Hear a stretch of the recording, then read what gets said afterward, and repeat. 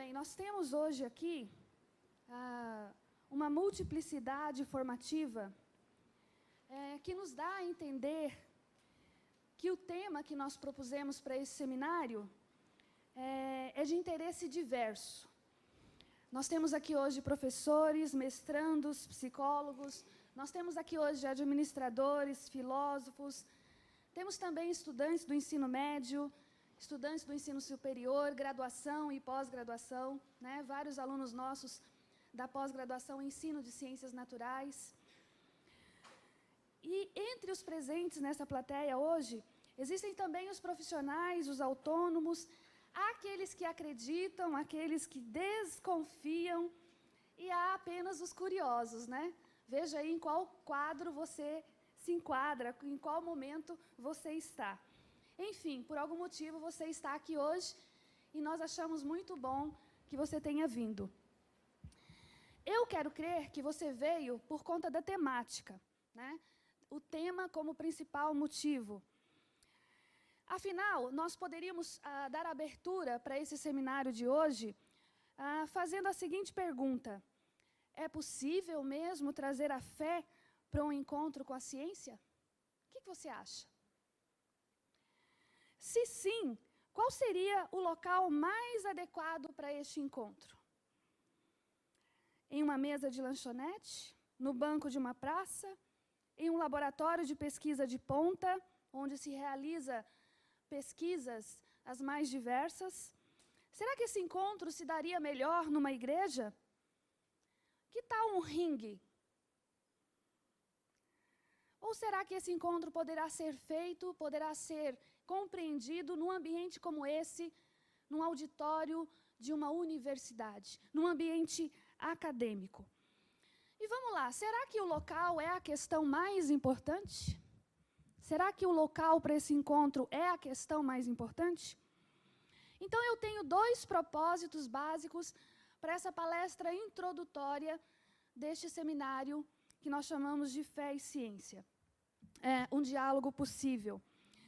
O primeiro é considerar a necessidade de trazer para essa nossa conversa uma ciência que dialogue para além dos muros da validação. E quem faz um curso no campo da ciência sabe bem do que eu estou falando, né? Para além dos círculos eminentemente cientificistas, que consideram a resposta científica como a totalitária, a que responde todas as coisas. Uma ciência que é assim fechada, ensimesmada, dogmática, ela de pronto, ela não aceitaria esse convite, né? Não é para essa ciência que eu vou fazer o convite, não é dessa ciência que eu estou falando de uma ciência com C maiúsculo, uma ciência que tem sistematicidade, uma ciência que tem uma linguagem universal, uma linguagem que o mundo inteiro conhece, uma linguagem que corresponde ao que a gente compreende por ciência séria. E essa ciência, ela não pode continuar enclausurada nos muros das leis, das teorias e das fórmulas, simplesmente. Esta ciência precisa ser retirada do pedestal onde ela foi colocada. E se quem a colocou lá não faz isso, é nossa responsabilidade, é a nossa geração quem tem que fazer isso, né? Tirar a ciência de um pedestal que ela foi colocada por um conceito equivocado, por uma visão de que seja ciência que a gente estuda como uma visão deformada. Só que começando a falar assim, parece que a palestrante inicial toma partido da religião, né? Parece que eu estou fazendo já de início uma defesa da religião. Pelo contrário, eu aponto também para uma necessária equalização do pensamento religioso.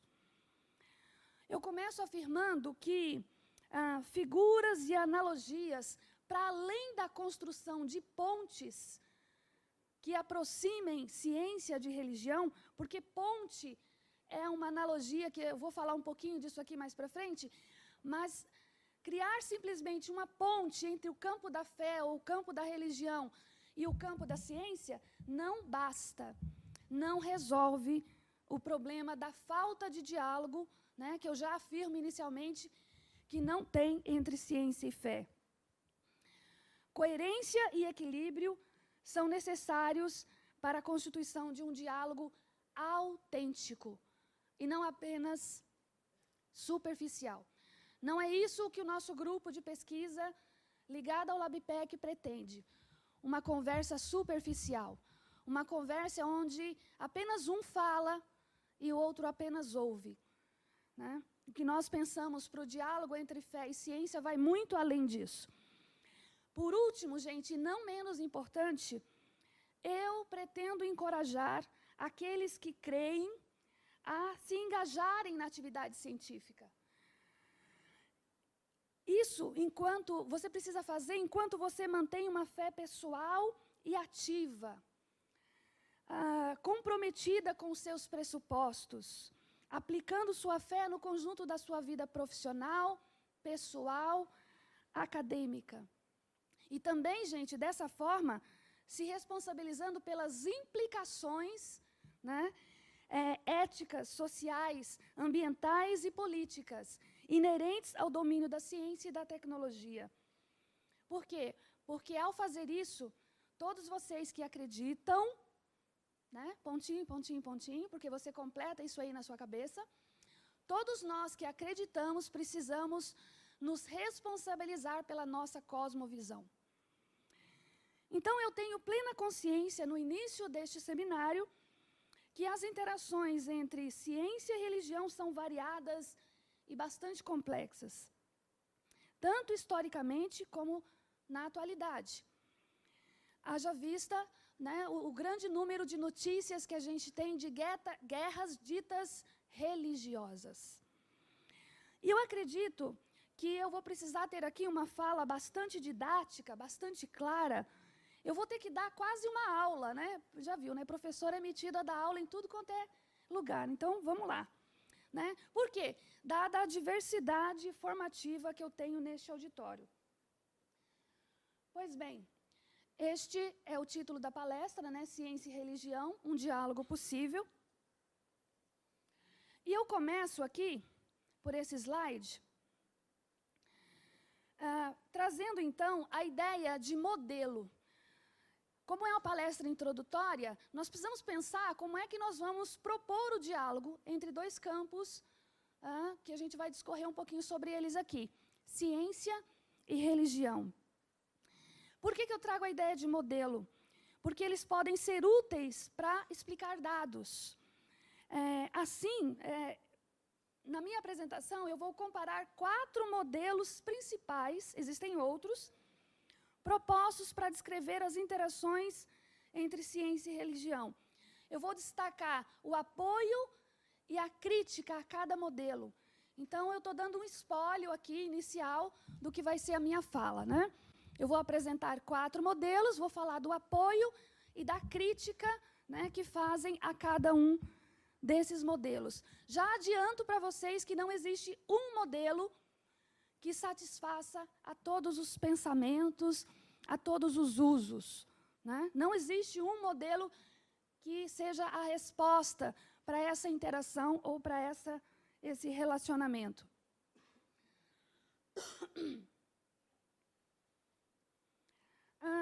Ainda nesse slide, deixa eu me ver aqui. Aqui. Em ciência, modelos rivais, eles são frequentemente foco de intenso debate. A gente que estuda um pouquinho de história da ciência sabe que as ideias entre os cientistas vão se relacionando no debate até que uma, né, ressurja e tome espaço como a melhor explicação. O termo modelo que eu quero trazer aqui, ele tem vários sentidos em ciência, mas, no geral, ele se refere, como está no slide, a uma ideia-chave capaz de incorporar satisfatoriamente um certo grupo de dados. Interessante lembrar que, nos anos de 1950, por exemplo, diversos modelos rivais tentaram descrever a estrutura do DNA. a molécula que codifica os genes. Mas, no final de vários debates, foi o modelo de Watson e Crick que puseram fim à discussão. O modelo de dupla hélice, né, de fato, proveu a melhor forma de descrever o DNA. E é ele que tem sido usado como resposta para o que seja, para o que nós imaginamos o DNA até hoje. Então, cabe a pergunta inicial. Seria possível um modelo único para esclarecer, de um modo semelhante, o relacionamento entre ciência e religião?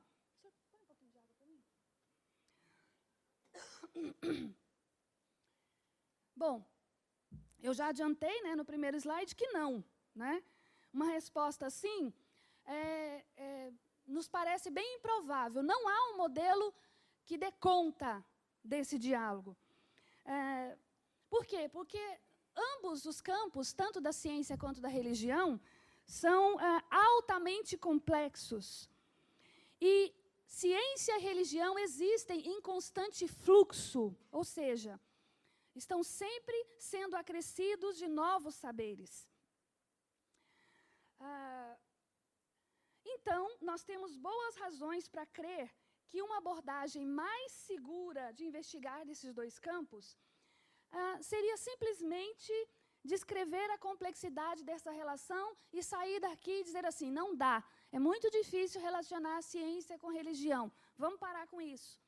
São dois campos complexos, distintos, caminham em direções diferentes e não se relacionam. Enfim, poderíamos tomar essa atitude e fechar o seminário e ir embora. Não é isso que queremos. Não é assim que entendemos a possibilidade desse diálogo.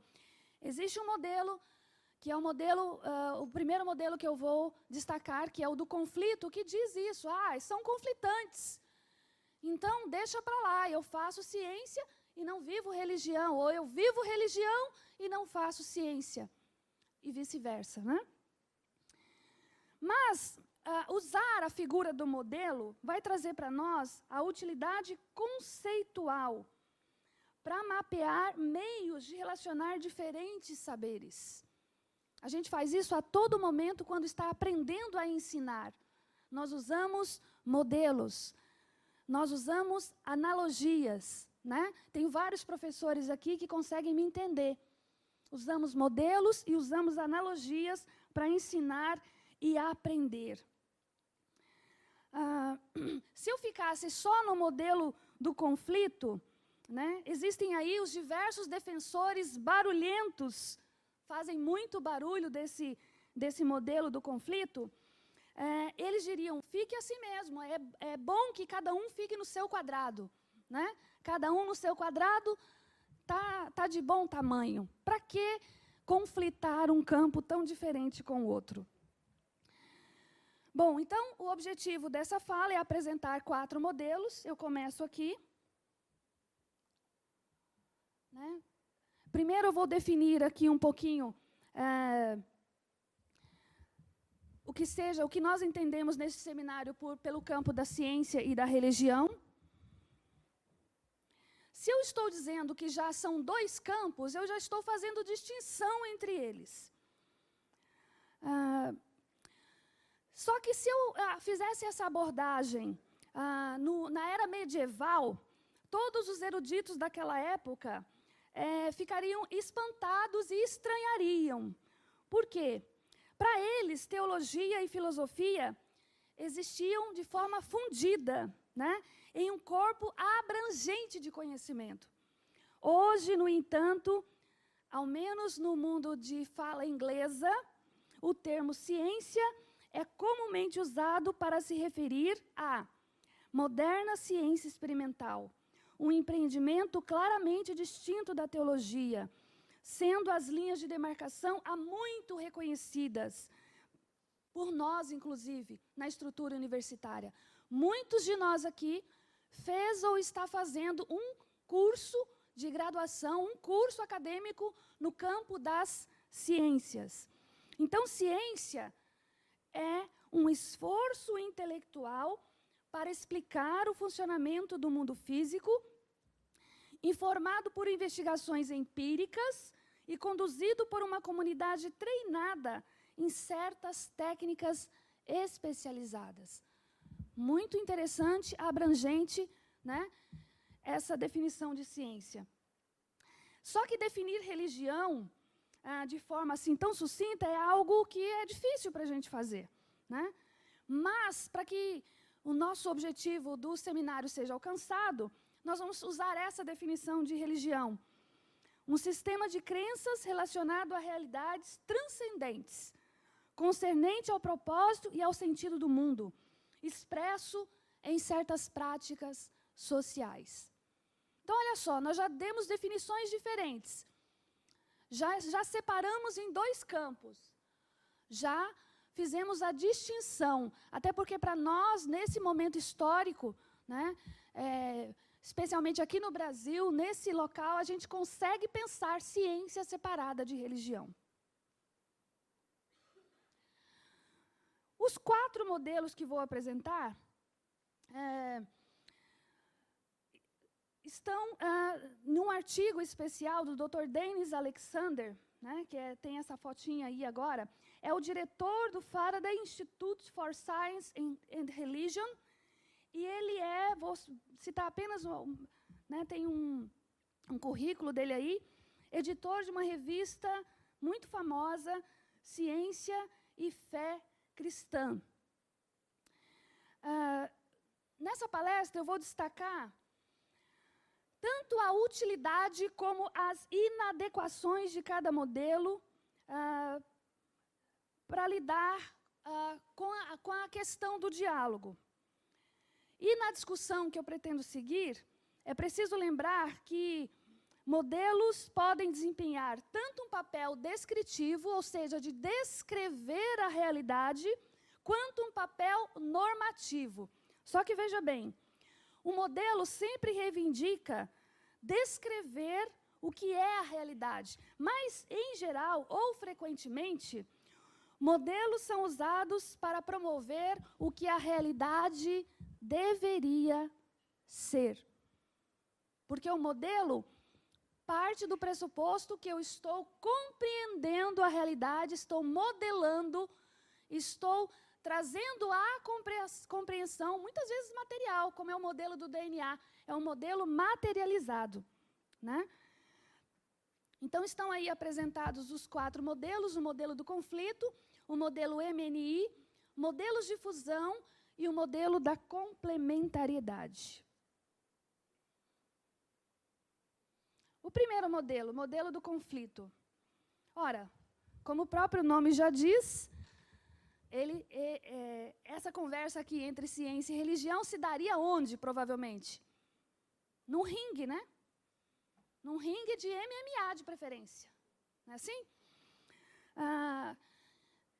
A partir desse modelo, se eu for com esse modelo mental para conversar, para botar ciência e religião para conversarem, eu vou imaginar que eles estão sempre em oposição fundamental e que sempre foi assim. E a ideia é claramente exposta neste pensamento aí de Volhau. Ciência e religião estão em conflito irreconciliável. Não há modo de manter uma mentalidade apropriadamente científica e ser, ao mesmo tempo, um crente religioso verdadeiro. Ou seja, e acreditar em algo. Veja que neste modelo aqui, existem os elementos descritivos, que já descrevem como é que esse modelo é, e os normativos, as normas que esse modelo impõe sobre a realidade. Para esse pensador, fazer ciência requer que você desacredite que há algo superior, que há algo maior do que a ciência do que você faz. Qual é o apoio para esse modelo do conflito? Bom, aí eu vou apelar para a sociologia.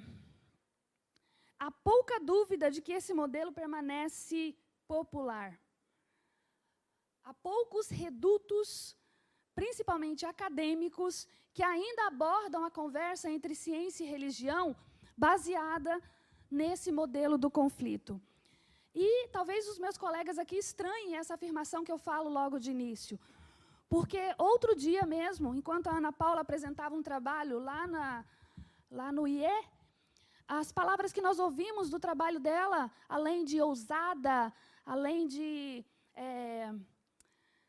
corajosa, né? A professora ficou espantada por ela trazer essa temática num dos trabalhos que ela estava apresentando, que era a proposição do diálogo entre ciência e religião. Ela estava espantada. Por quê? Porque a professora mesmo falou, porque dentro da academia parece que é proibido falar de religião. Mesmo assim, a literatura, no campo da sociologia, principalmente, aqui inicialmente falando, nos diz que esse modelo é pouco usado. As suposições deste modelo são alimentadas pela mídia. A mídia frequentemente favorece o conflito. Por quê? Porque os filmes, as novelas, os programas, os documentários precisam sempre de um antagonista e de um protagonista. Normalmente, quem é o antagonista e quem é o protagonista? Né? Quando a gente vê, imagina ou percebe o endeusamento da ciência, a gente sempre coloca, por exemplo, sempre se lembra, por exemplo, das propagandas onde tem uma pessoa travestida, né, de cientista, com aquele jaleco maravilhoso, branquinho, bem diferente dos nossos que a gente usa nos laboratórios, né? Aqui, dando status para o valor da informação que ele quer propagar ali, que ele quer divulgar ali. E aí aparecem os defensores, né? Os defensores desse modelo do conflito.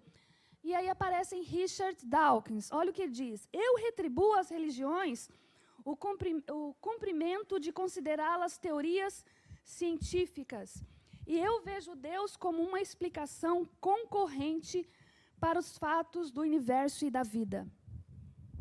Eu vou tirar daqui porque não está me ajudando. Muito bem. A ideia do conflito para este primeiro modelo é também apoiada pelos ramos mais fundamentalistas das fés abraâmicas, que adotam interpretações muito literalistas da Bíblia e do Alcorão, ou do Corão, né? Lá nos Estados Unidos, por exemplo, cerca de 40% da população sustenta crenças criacionistas. Olha que interessante. E mais recentemente, o movimento antidarwiniano, vocês viram, né? Tem uns 2, 3 anos aí, esse movimento em torno da teoria evolucionista de Darwin.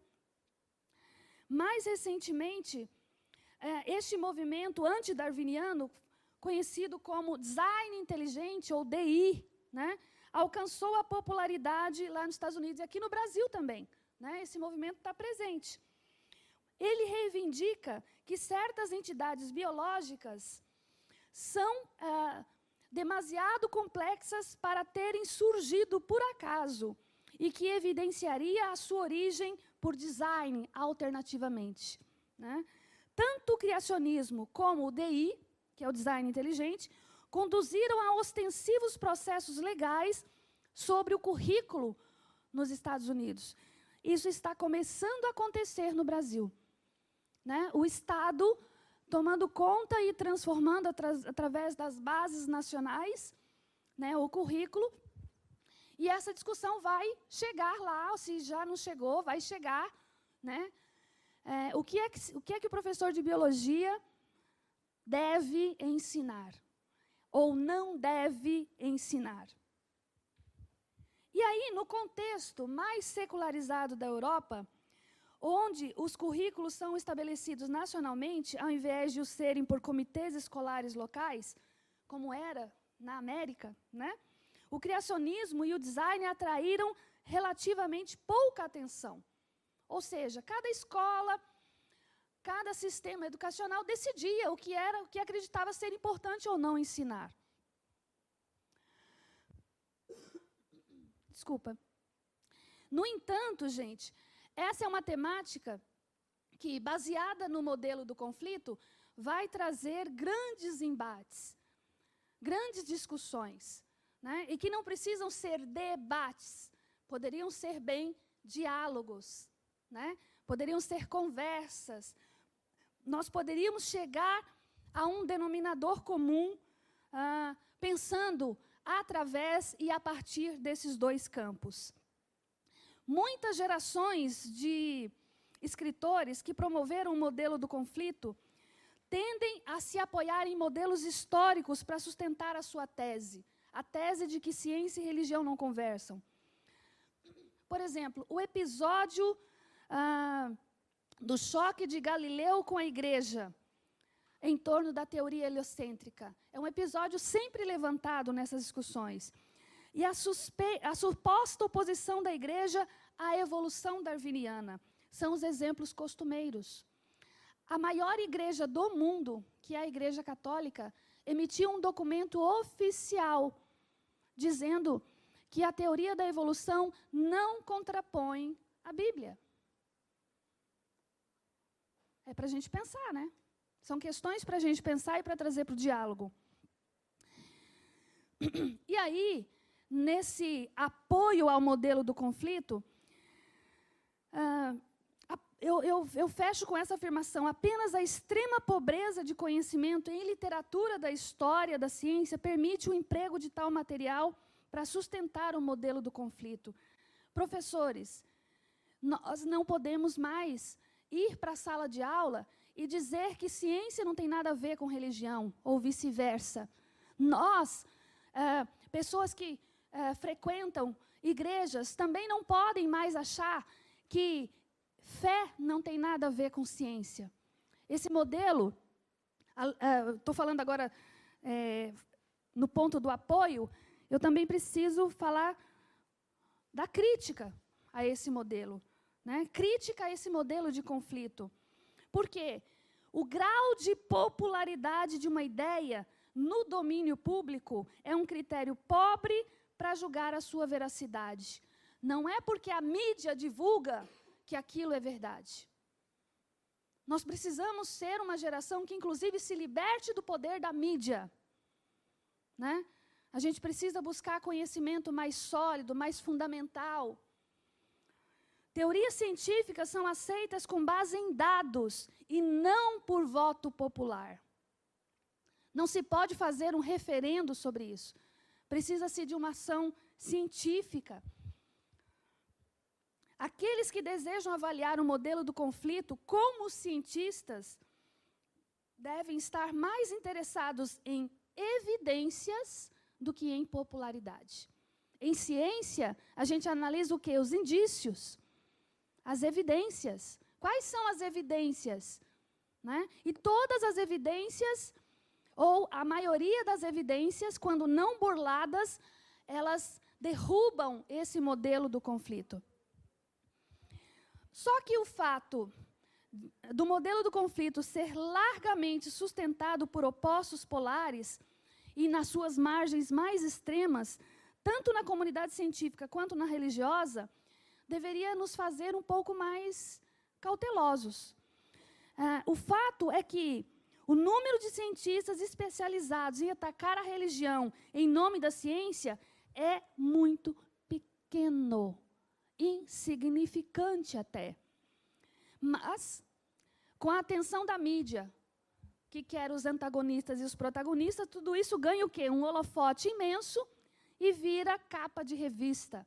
Várias revistas no Brasil divulgam, né, estampam a ideia de conflito entre ciência e religião. E ainda perguntam, quem está certo? Quem é melhor? Quem tem as respostas? Como se religião e ciência precisassem, né, ir para esse ringue e dizer, não, eu que tenho resposta, não, eu que tenho a verdade. A verdade científica, o que é? E a verdade religiosa, o que é? Se esse modelo do conflito tivesse algum valor, nós poderíamos prever uma relação negativa entre a prática religiosa e a científica. Lá nos Estados Unidos, por exemplo, os dados sugerem que a crença em um Deus pessoal que responde a orações, olha que interessante, permaneceu virtualmente inalterada em torno de 40% dos cientistas entre os anos de 1916 e 1996. Cientistas acreditam que Deus responde oração. Além disso, há na Europa um grande contingente de sociedades e periódicos envolvendo cientistas que desejam investigar as implicações de sua ciência em sua fé. E tais atividades não indicam qualquer incompatibilidade entre ciência e a crença dessas pessoas. O que ocorre, gente, é que os abusos ideológicos da ciência contribuíram muito para a divulgação de um modelo do conflito. E quando a gente fala de abuso ideológico da ciência, a gente pensa na aplicação tecnológica da ciência. Ciência representou saber, saber representou poder, e poder totalitário, autoritário, muitas vezes. Não obstante, pessoas frequentemente usam o prestígio da ciência e das grandes teorias, particularmente, para fundamentar suas ideologias particulares. Muita gente vai divulgar a sua ideia dizendo assim, mas isso foi comprovado cientificamente. Isso a ciência validou. Usa a ciência para o seu bel prazer. Por exemplo, o fato da teoria darwiniana ter sido usada para apoiar o capitalismo, o comunismo, o racismo, o teísmo e o ateísmo, né? Tanto um contra o outro, teísmo e ateísmo, deveria ao menos fazer com que nós, da academia, parássemos para pensar um pouco, refletir. O que solapa o modelo do conflito, talvez, mais do que qualquer outra coisa, é a contribuição da crença religiosa para a emergência histórica da ciência moderna. Muitos dos filósofos naturais, com papéis chaves na fundação das disciplinas científicas atuais, viam em sua fé em Deus uma motivação muito importante para explorar e compreender o mundo. O que nós fazemos em ciência? Compreendemos os fenômenos, as transformações, né? Os eclipses, os tsunamis, as interações entre as células, o nascer e o pôr do sol, e nos deslumbramos. E muitos de nós conseguem ver o autor de tudo isso, o criador de tudo isso, e se deslumbrar com essa ideia, né? Ok. Então, a emergência de aspectos específicos da inquirição científica foi nutrida pela fé, e a atitude empírica ou experimental, por exemplo, que é tão central no desenvolvimento da ciência moderna, foi estimulada pela noção de um relacionamento contingente entre Deus e a ordem criada, de modo que as propriedades da matéria poderiam ser determinadas apenas experimentalmente, ao invés de deduzidas dos primeiros sentidos ou princípios.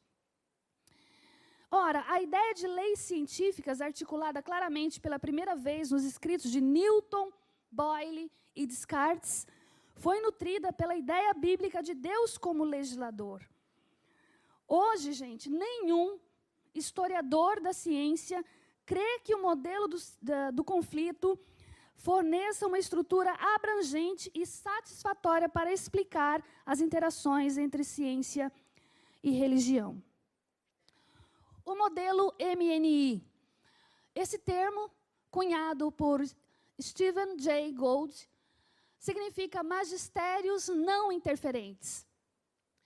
Neste modelo, ciência e religião operam em compartimentos separados, lidando com questões de tipo muito diferentes. E assim, por definição, não pode haver conflito entre elas. Olha só, então, nem se conversam, né?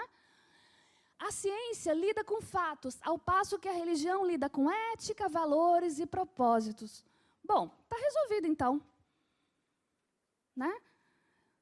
nesse modelo do MNI, de magistérios não interferentes, a gente já tranquilizou. Não vai haver briga, não tem essa história de ringue, né? Só que este modelo, o que ele ocasiona? Qual é? Vamos falar do apoio a ele. Olha só, a melhor evidência em favor do modelo é precisamente aquela criada por Gould. Porque ele diz assim, olha, a ciência se interessa por explicações mecanicistas, que elucidem a origem e o funcionamento das coisas. Tudo bem, concordamos. Ela busca generalizações amplas que descrevem as propriedades da matéria para viabilizar predições acuradas. Tranquilo. A ciência busca expressões matemáticas de dados sempre que possível. O teste experimental e a replicabilidade são fatores críticos para o método científico. Beleza. E religião? A religião vai trazer questões de sentido último. Não é? E olha só, por que há alguma coisa ao invés do nada? Por quê? A religião quer saber, em primeiro lugar, por que a ciência é possível. Nas palavras de Stephen Hawking, o que põe fogo nas equações? Por que o universo se dá ao trabalho de existir? Que ideia é essa de ajuste fino? Né? Teria a vida um significado ou propósito supremo? A religião pergunta, Deus existe? Como deveríamos agir no mundo? Olhando esses dois ambientes aqui, a gente pode chegar a essa conclusão. Gould estava certo. Ciência e religião levantam questões de tipos diferentes. Não é assim? Opa, tirou meu alarme aí, é? Qual é a crítica, então, a este modelo? Crítica ao modelo do MNI. Vou apontar 3 críticas a este modelo. A primeira é histórica. E o próprio Gould, no seu livro, mina fatalmente esse modelo ao descrever cativantes ensaios sobre figuras chaves da história da ciência, cujas ideias foram grandemente influenciadas por suas crenças religiosas. O próprio Gould vai trazer nomes de cientistas que traduziram o conhecimento da natureza, dos fenômenos, e que acreditavam na existência de Deus. O tráfego constante de ideias entre ciência e religião ao longo dos séculos, e ainda hoje, é um ponto contra a tese de que elas existem em domínios separados. Há um trânsito muito frequente entre o pensamento ou entre a epistemologia religiosa e a epistemologia científica, que a princípio são diferentes. Mas há uma troca, uma fluidez muito grande. A segunda crítica destaca que, embora a ciência e a religião levantem, sim, questões qualitativamente diferentes, o fato é que ambas se referem à mesma realidade. Ciência e religião, ciência e fé, não estão olhando para objetos diferentes. A ciência deve o seu sucesso à natureza restrita de suas perguntas ou de suas indagações. No entanto, mesmo este foco limitado põe à mostra fatos que, para muitos cientistas, têm sentido religioso. Por exemplo, o professor Paul Davies, que é um cosmologista que não adota nenhuma crença religiosa tradicional, ele descobriu-se forçado diante do elegante ajuste fino das leis que estruturam o universo a considerar as explicações religiosas. Bom, tais explicações ou tais conclusões não deveriam acontecer se o MNI fosse correto. Semana passada, um senhor que cameraman aqui da TV universitária me disse assim: professor, eu acho que os principais cientistas que enxergam Deus na natureza são aqueles que lidam com a cosmologia. Eu falei, por que você diz isso? Cara, ele falou assim, cara, não tem como você olhar para esse universo, para esse céu estrelado, e não perguntar se existe algo para além disso ou por trás disso. E um terceiro problema, né, desse modelo advém do fato bastante óbvio de que tanto a ciência quanto a religião são o quê? Atividades humanas, profundamente humanas. O cientista com crenças religiosas que trabalha na segunda-feira em uma equipe de pesquisa na bancada de um laboratório é a mesma pessoa que adora a Deus com outras pessoas no domingo. É a mesma pessoa. Embora as duas atividades sejam claramente distintas, não tem como eu pegar uma chavinha no cérebro e falar, clique, agora eu vou para a igreja. Aí, clique, agora eu vou para a academia. Não há conexão cerebral para isso. A mesma cientista que trabalha na bancada, tentando entender os fenômenos, compreendendo as estruturas, as reações, as cores, as variações, é a mesma que vai buscar e viver a sua vida de fé. E muitos cristãos encontram sinergias poderosas entre a vida de fé e a vivência científica. E, além disso, pessoas que têm uma fé vigorosa, eles costumam buscar bases evidenciais e para argumentar também com relação à sua fé. Quem crê não deixa a razão do lado de fora. Quem crê, crê com o mesmo cérebro que faz ciência, que formula teorias, né? que coloca propostas de leis. Modelos de fusão. Deixa eu caminhar aqui, porque o reloginho não me espera.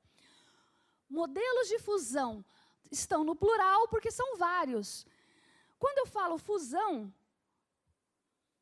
né, o químico que está aqui hoje pensa assim, é gelo fundindo, né? É gelo passando do estado sólido para o estado líquido. Não é bem isso. O conceito de fusão está mais para isso aqui, ó. O que é isso aqui? Vocês sabem, né, moçada? Né?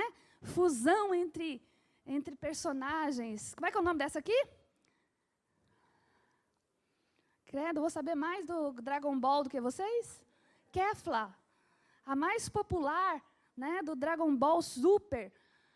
Kefla é uma fusão. E, né, esclarecendo aqui nessa aula, há uma pequena diferença entre fundir e fusão. Fundir tem a ver com, presta atenção, derreter, amalgamar, caldear, combinar, mesclar, misturar, reunir, confundir, atrapalhar. Isso é fundir.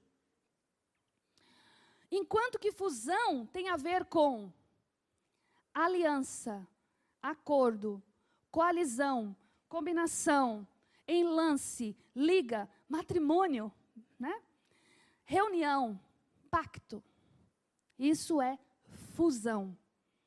E modelos de fusão, são vários, por isso que estão no plural, representam o oposto polar do MNI, Magistérios Não Interferentes, na sua tendência de apagar completamente a distinção entre os tipos científico e religioso do conhecimento, ou na tentativa de utilizar a ciência para construir sistemas religiosos de pensamento, ou vice-versa. Veja que confusão. Modelos de fusão vai dizer que é tudo junto e misturado, que é tudo a mesma coisa. Um campo, né, diante desse modelo, não apaga o outro. No entanto, dependendo da cosmovisão empregada, se a visão vem da ciência para a religião, fica diferente, né? Porque partiu do pensamento científico para o religioso. E esse tipo de pensamento é mais favorecido em sistemas monistas do que em sistemas dualistas de pensamento. Já explico isso. Pensar a teologia, que é o pensamento ou o conhecimento de Deus, como algo distinto do conhecimento da ordem material, né? Ordem material, ciência, é mais fácil em culturas influenciadas pelas fés abraâmicas, que é naturalmente a brasileira, por exemplo, eminentemente cristã, né? Que tradicionalmente distinguem entre Deus e a criação. Por contraste, para culturas influenciadas pelos sistemas monistas de pensamento, por exemplo, o hinduísmo, o budismo, nos quais todo conhecimento é visto como parte da mesma realidade suprema, até mesmo falar sobre relacionar conhecimento científico e religioso pode soar meio ambíguo. Aquele que vive o hinduísmo e o budismo entende que não há separação, não há distinção, então não tem por que relacionar. A gente relaciona coisas distintas, né? Se todo conhecimento é, enfim, uma parte da mesma realidade, como em princípio estes domínios podem estar separados? O hinduísta perguntaria isso.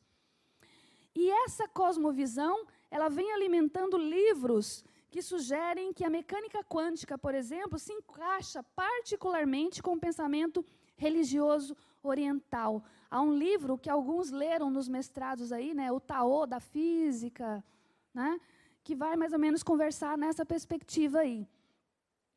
Vindo na direção contrária do campo da religião para a ciência, os criacionistas apresentam convicções religiosas como se fossem ciência, buscando fundir conhecimento científico e religioso pela priorização das crenças religiosas.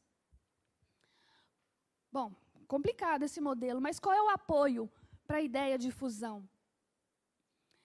A diversidade entre as tentativas de fundir conhecimento científico e religioso é tão grande que a gente precisava tratar cada caso separadamente, mas não vai ser possível nessa fala inicial. Mas, em geral, os modelos de fusão têm o mérito, usualmente, mas nem sempre, de levarem a sério tanto a ciência como a religião. Eles levam a sério. Tanto que gostariam de lançar mão das convicções de uma para construir elementos da outra. Esse é o apoio que o modelo recebe. Modelos de fusão vão além da teologia natural, propondo que o próprio conteúdo da ciência informe o conteúdo da crença religiosa e vice-versa. É uma salada, né? Nessa perspectiva, a partir desse modelo, a gente junta os dois campos e não sabe qual que é qual. Qual é a crítica para esse modelo? Crítica para o modelo de fusão. E aqui eu vou apontar apenas duas. A primeira crítica advém da importante decisão tomada pelos fundadores da Royal Society, né? Eles colocaram uma insígnia, ou uma divisa, nihilus in verba, que quer dizer o quê? A mera palavra não é suficiente. Por quê? Porque o foco desses cientistas, ao se reunirem como uma sociedade real, científica, era de dar ênfase ou focalizar a filosofia natural e evitar discutir religião nos eventos. E essa decisão, gente, não foi de modo algum baseada em ausência de convicção, de fé, da parte desses homens. Não foi isso, longe disso, aliás. Mas ao seu reconhecimento de que o sucesso do estudo da criação, veja bem, requer um foco em suas propriedades, ao invés do foco em seu sentido supremo. Você pode ir para o laboratório, fazer as suas experimentações, sem necessariamente invocar a Deus. Senhor, agora eu vou invocar. Está acabando meu tempo. Uma grande força da comunidade científica é o fato de pessoas... Olha que interessante esse dado. Qualquer pessoa que emita ou que divulgue ou que viva qualquer fé pode fazer ciência. E mesmo as que dizem que não têm fé. Até o ateu diz que não tem fé, mas ele tem fé para ser ateu. Então, ele também pode fazer ciência. Ciência usa-se métodos, técnicas e veículos de publicação padronizados.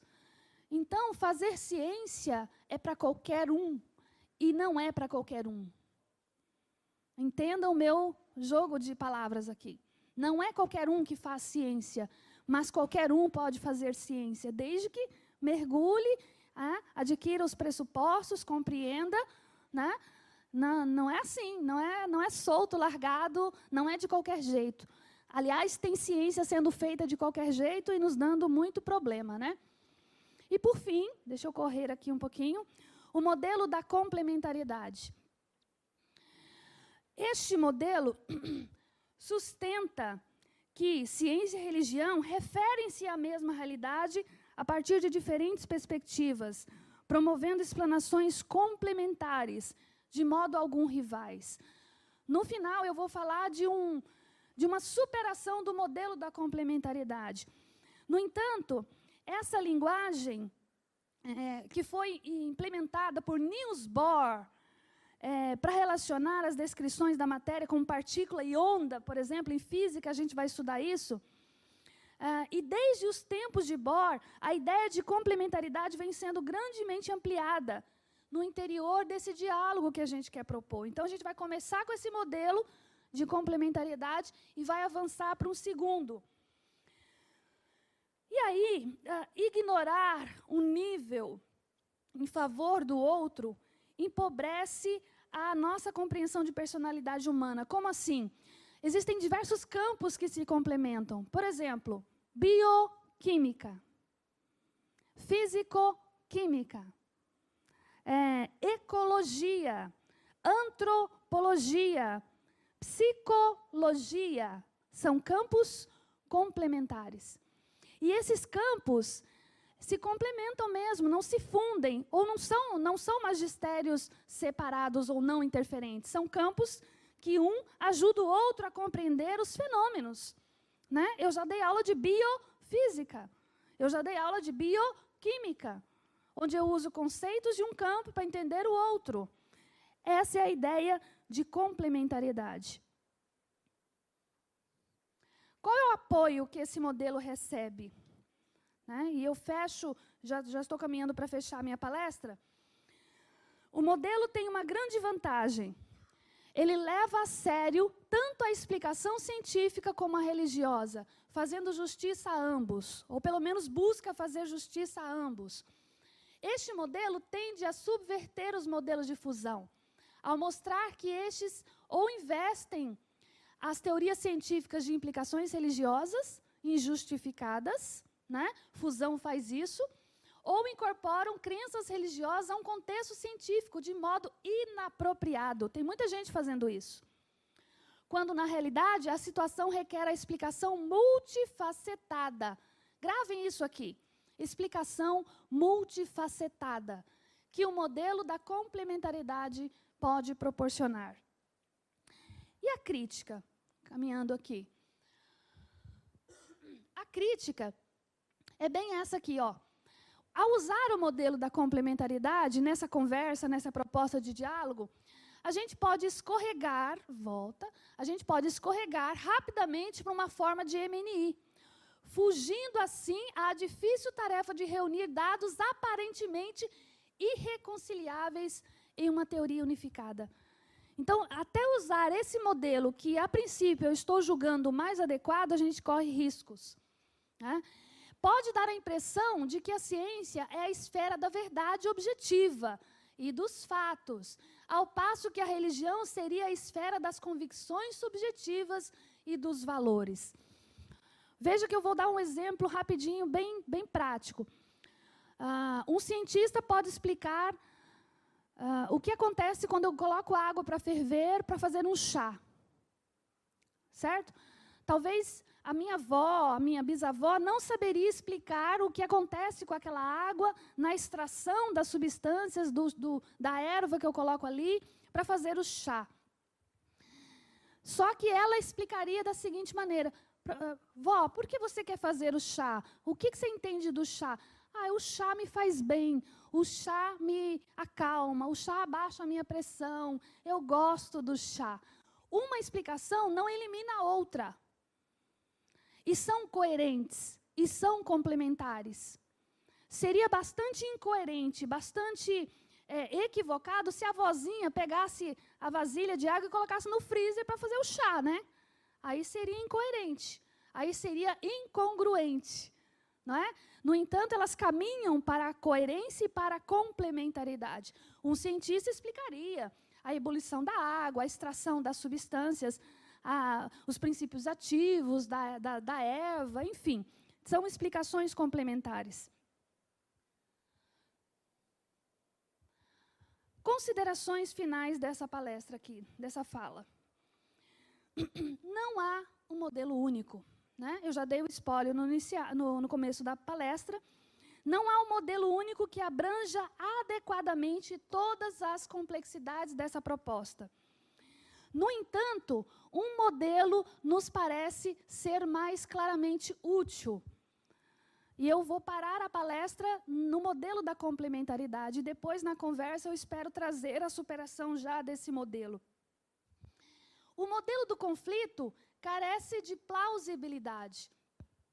Como eu disse, quem quer entender melhor o conflito, ou quem já está tão forte na sua mente de que ciência e religião não conversam, deviam buscar indícios ou evidências, né? E não ficar só no senso popular. O modelo MNI não convence. Não convence a comunidade científica e não convence a comunidade religiosa. Porque essa ideia de que os magistérios ou os saberes, né, não se encontram, não convence ninguém. Os modelos de fusão correm o risco de apagar os limites entre diferentes corpos de conhecimento, que deveriam ser mantidos distintos a bem da clareza. Por fim, o modelo da complementaridade não dá conta de todas as interações entre ciência e religião.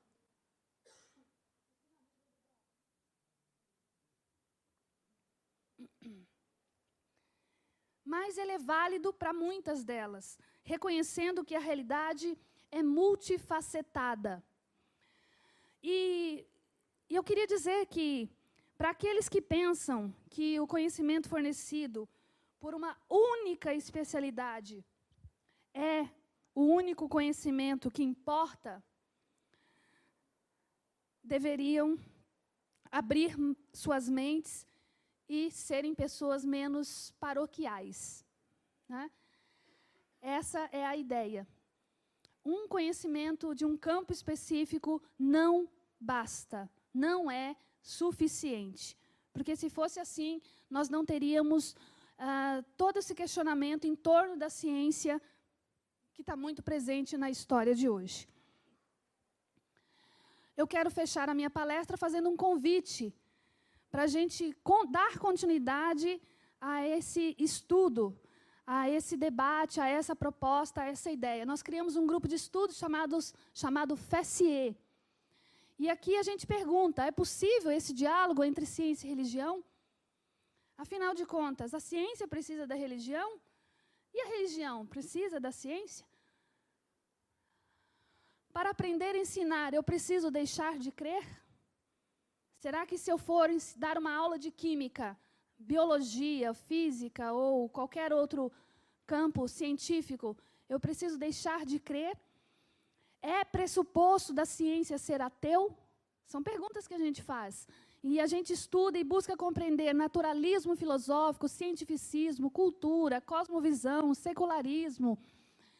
E se esses temas são pertinentes para você, você está convidado a participar com a gente toda sexta-feira, pela manhã. Neste momento, está ocorrendo das 9h30 às 11h30, neste semestre em especial. Cada semestre a gente vê um horário melhor para atender o grupo. E todos vocês são convidados. Aqui algumas referências que eu utilizei para preparar a palestra. Muito obrigada.